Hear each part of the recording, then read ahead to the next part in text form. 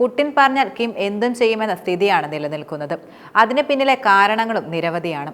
Soviet യൂണിയന്റെ കാലം മുതൽ കൊറിയകൾ തമ്മിലുള്ള തർക്കത്തിൽ ഉത്തര കൊറിയയുടെ ഒപ്പം നിന്ന ചരിത്രമാണ് റഷ്യക്ക് നിലനിൽക്കുന്നത്. സോവിയറ്റ് യൂണിയനിൽ കമ്മ്യൂണിസ്റ്റ് ഭരണം അവസാനിച്ചിരുന്നു.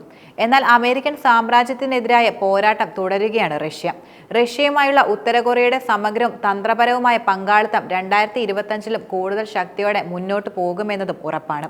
മാത്രമല്ല, നഷ്ടപ്പെട്ട അമേരിക്കയുടെ സമാധാനം ഉടനെ തിരിച്ചു കിട്ടില്ലെന്നതും ഉറപ്പായ കാര്യമാണ്. ഇതുവരെ ഉത്തര കൊറിയയെ ഒന്ന് തൊടാൻ പോലും അമേരിക്ക ധൈര്യപ്പെടുന്നില്ല. ജപ്പാനെയും ദക്ഷിണ കൊറിയയും കൂട്ടുപിടിച്ച് കിം ജോങ് ഉന്നിനെ ചൊറിയാനാണ് ഇവർ പ്രധാനമായും ശ്രമിക്കുന്നത്. ഇതിനെ പിന്തിരിപ്പൻ രാഷ്ട്രമെന്ന് ഉൻ നൽകുന്ന വിശേഷണം.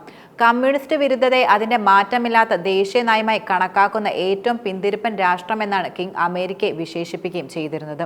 ഉത്തര കൊറിയൻ ഭരണാധികാരി പ്രധാനമായും നൽകുന്നത് അമേരിക്കൻ പ്രസിഡന്റായി ഡൊണാൾഡ് ട്രംപ് അധികാരമേൽക്കുന്നതിന് മുമ്പായി കടുത്ത അമേരിക്കൻ വിരുദ്ധ നയം നടപ്പാക്കുമെന്ന മുന്നറിയിപ്പാണ്.